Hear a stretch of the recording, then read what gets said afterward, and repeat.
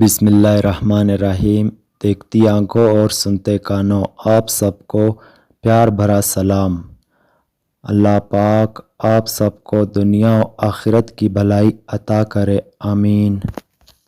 پیارے ناظرین، آج حضرت آدم علیہ السلام کا قصہ سنیں گے۔ جب انسان نے پہلے اس زمین پر قدم رکھا تو اللہ نے انسان کو دنیا میں بھیجنے سے پہلے انسان کے زندہ رہنے کے لیے تمام سامان پیدا فرمایا۔ ہوا، پانی، آگ اور مٹی یہ انسان کی بنیادی ضرورت تھی۔ اس کے بغیر تو انسان زندہ ہی نہیں رہ سکتا۔ انسان کے جسم میں قوت پیدا کرنے کے لیے کھانا بھی ضروری تھا۔ اس کے لیے اللہ تعالیٰ نے پھل پھول، میوے، پودے، ہرے بھرے درخت پیدا کیے۔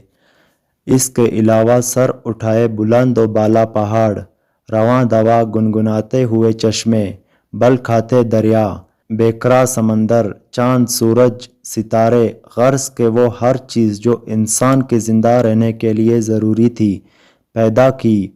ان سب چیزوں کے علاوہ انسان کے آرام اور سہولت کے لیے اور چیزوں کی بھی ضرورت تھی، وہ بھی پیدا فرمائی۔ زمین آسمان کے اندر بے شمار چھپے ہوئے خزانے اور وسائل ہیں، مثلاً لوہا، چاندی، ابرک، تیل، کوئلہ اور گیسیں ہیں۔ یہ تمام چیزیں انسان کی ضرورت کی ہے، ان سے انسان فائدہ حاصل کرتا ہے۔ ان تمام چیزوں کو زمین کے اندر سے نکالنے اور دریافت کرنے کے لیے ایک ایسی ذی عقل اور علم رکھنے والی ہستی کی ضرورت تھی جو ان تمام چھپی ہوئی اوجل چیزوں کو ڈھونڈ کر نکالے اور اپنے ہی لیے کارآمد بنائے۔ یہی ہستی جسے انسان کہا جاتا ہے۔ انسان کو اللہ نے عقل اور سوچنے سمجھنے کی صلاحیت عطا کی، پھر دنیا میں بھیجا۔ سب سے پہلے انسان حضرت آدم علیہ السلام تھے۔ انسان کی نسل حضرت آدم علیہ السلام سے چلی اور تمام انسان حضرت آدم علیہ السلام کی اولاد ہے۔ اللہ تعالیٰ نے حضرت آدم علیہ السلام کو پیدا کرنے کے لیے ارادہ ظاہر کیا اور فرشتوں سے کہا، میں زمین پر اپنا خلیفہ بنانے والا ہوں۔ اس پر فرشتوں نے اعتراض کیا اور کہا، کیا آپ زمین پر انسان کو پیدا کرنے والے ہیں؟ انسان تو زمین پر فساد برپا کرے گا اور خون بہائے گا۔ ہم تو تیری پاکی بیان کرتے ہیں اور تیرا شکر بجا لاتے ہیں، کیا ہم عبادت کے لیے کافی نہیں ہے؟ اللہ نے فرمایا، جو میں جانتا ہوں وہ تم نہیں جانتے۔ پھر اللہ نے خود اپنے ہاتھوں سے حضرت آدم علیہ السلام کا پتلا بنایا، پھر اسے سنوارا اور اسے مناسب شکل دی۔ اس کے جسم کا ہر حصہ خوبصورتی کے ساتھ بنایا۔ پھر اس مٹی کے پتلے میں اللہ نے اپنی روح پھونکی۔ پھر اللہ نے فرشتوں سے پوچھا کہ چیزوں کے نام بتاؤ اگر تم سچے ہو۔ فرشتوں نے جواب دیا، ہم نہیں جانتے، سب سے زیادہ تو آپ جاننے والے ہیں۔ ہم کو تو بس اتنا ہی علم ہے جو آپ نے ہم کو سکھایا ہے۔ آپ بڑے علم اور برکت والے ہیں۔ اللہ نے آدم سے کہا، اے آدم، ان فرشتوں کو ان چیزوں کے نام بتاؤ۔ اللہ نے آدم کو تمام چیزوں کے نام بتا دیے تو آدم کے علم میں تمام باتیں آ گئی۔ آدم نے ان چیزوں کے نام بتا دیے تو اللہ نے فرشتوں سے کہا، کیا میں تم سے نہ کہتا تھا کہ میں آسمانوں اور زمینوں کے اندر کی سب پوشیدہ باتوں کو جانتا ہوں، اور جو کچھ تم ظاہر کرتے ہو اور چھپاتے ہو سب کا علم رکھتا ہوں۔ اللہ تعالیٰ نے فرشتوں سے کہا کہ آدم کو سجدہ کرو۔ تمام فرشتوں نے آدم کو سجدہ کیا، لیکن ابلیس نے سجدہ کرنے سے انکار کر دیا، غرور کرنے والوں میں سے تھا۔ تجھے کس چیز نے سجدہ کرنے سے روکا جب کہ میں نے تجھے حکم دیا تھا؟ اللہ نے پوچھا۔ ابلیس نے کہا کہ آپ نے انسان کو مٹی سے بنایا اور مجھے آگ سے پیدا کیا۔ ابلیس کے معنی مایوس اور نا امید ہونا۔ اسی لیے کہا گیا کہ جو شخص اللہ سے نا امید ہوتا ہے وہ ابلیس کے تابع ہوتا ہے۔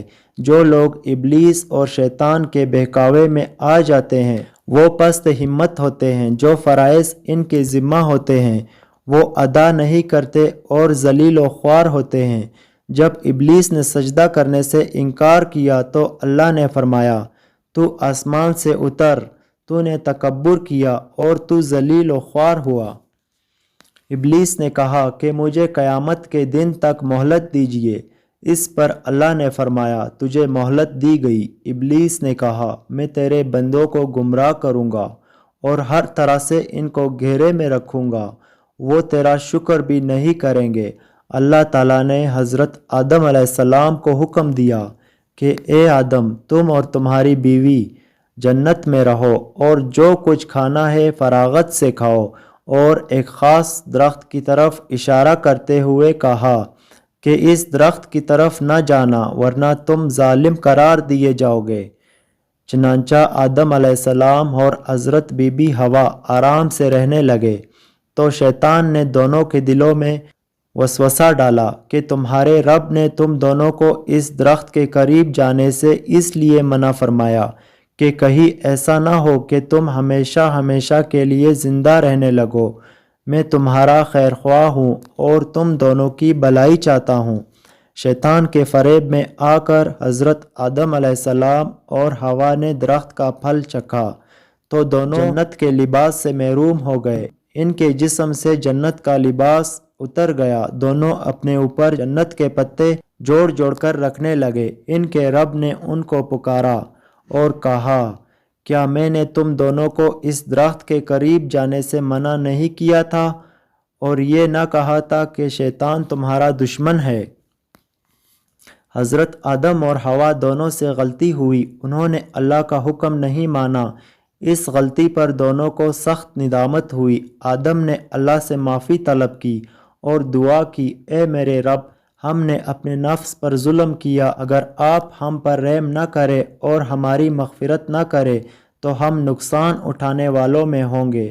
آدم اور حوا کو زمین پر اتار دیا اور کہا کہ تم ایک دوسرے کے دشمن رہو گے اور ایک خاص وقت تک تم دونوں کو زمین پر رہنا ہے۔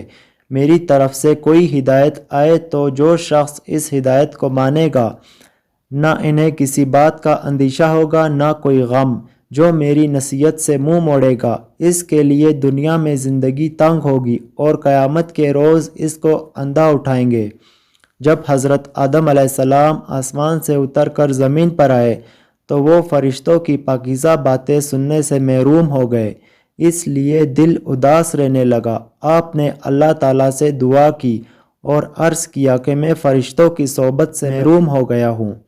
اس پر اللہ نے فرمایا آپ مکہ معظمہ جائے، وہاں میرا گھر تعمیر کرے، اس کا طواف کرے اور نماز پڑھے۔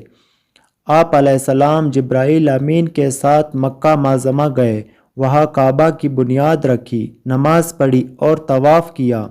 حضرت آدم علیہ السلام کے واقعہ سے ہمیں سبق ملتا ہے کہ جس کام کو اللہ نے کرنے سے منع فرمایا وہ نہ کرے، جو کام کرنے کا حکم دیا وہی کرے، یہی عبادت ہے۔ عبادت نیکی ہے اور نیکی عبادت ہے۔ اللہ پاک اس واقعہ سے ہم سب کو سبق حاصل کرنے کی توفیق عطا فرمائے، آمین۔